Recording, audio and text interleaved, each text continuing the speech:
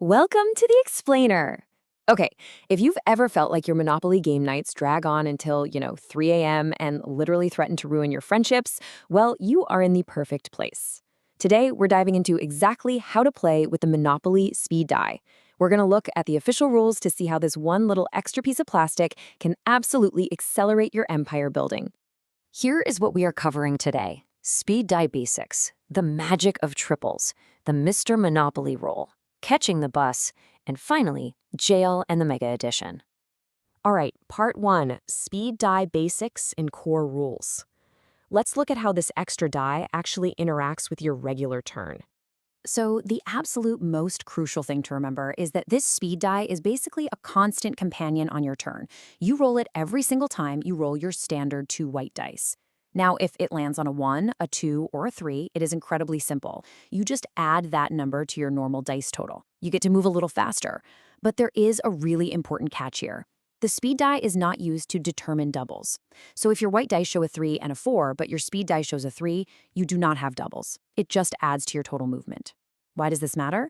Well, avoiding accidental doubles keeps you safe from accidentally speeding your way straight into jail.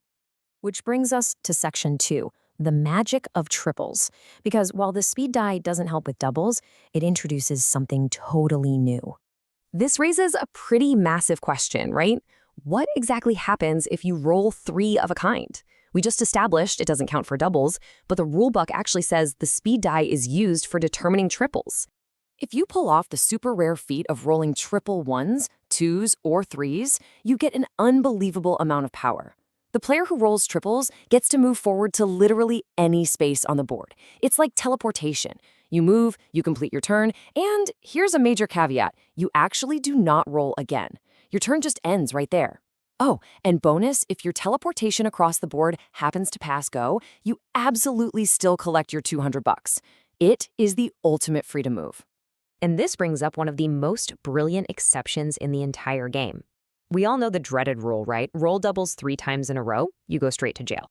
But if you roll triples on that crucial third roll, meaning you had doubles twice, and then your third roll comes up as 3 1s, 2s, or 3s, you do not go to jail. Instead of hearing police sirens, your triples power activates. You get a get-out-of-jail-free teleportation. You move anywhere, do your action, and end your turn completely safely. Okay, section 3, the Mr. Monopoly roll and property expansion. Let's see what happens when we start rolling special symbols, starting with that iconic face. If your speed die lands on Mr. Monopoly, you're basically getting a 2-part turn. First up, you move according to your normal white dice and take your turn entirely as usual. Pay rent, draw a card, whatever the space requires. But before you roll again or pass the dice, step 2 kicks in. You immediately warp ahead to the very next unowned property on the board. Step 3, you can now buy or auction that property. It is such an aggressive, expansive mechanic. Just imagine paying rent on Mediterranean Avenue and then instantly warping ahead to scoop up an unowned Park Place. It's a total game changer for pacing. But wait a second, what if it's late in the game? Like, what if every single property has already been bought up? Well, the rules state that if there are no unowned properties left, the Mr. Monopoly roll actually forces you to move forward to the nearest unmortgaged property owned by an opponent. Yep, that means you are practically guaranteed to be paying rent to somebody. It turns this super lucky expansion roll into a highly dangerous trap late in the game. Now, what if there are no unowned properties and every single thing your opponents own is already mortgaged? Well, the rules are super strict here. Do nothing. You catch a very lucky break and just stay exactly where you finished your normal dice move. Moving right along to section 4, catching the bus. This is the other special symbol on the die, and it is all about strategic flexibility. When you roll a bus, the game essentially pauses to let you make a choice.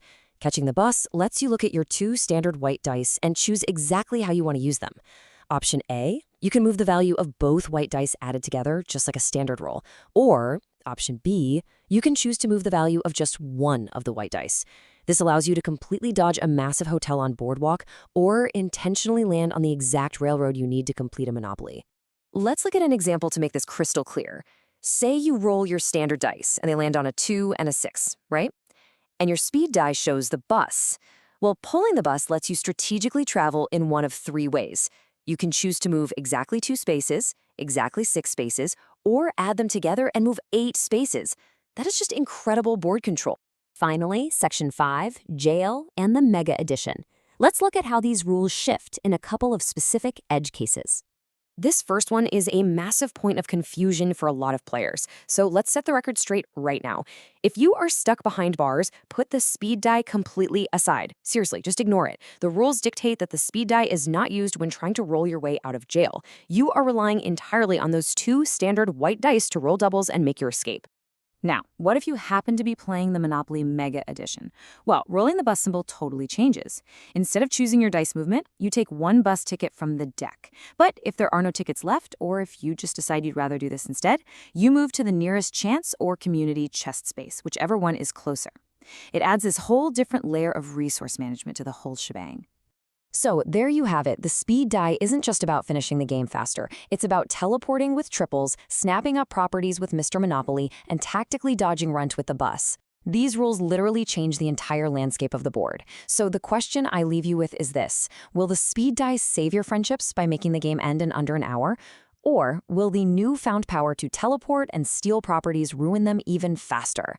Thanks for joining me for this explainer, and I'll catch you next time.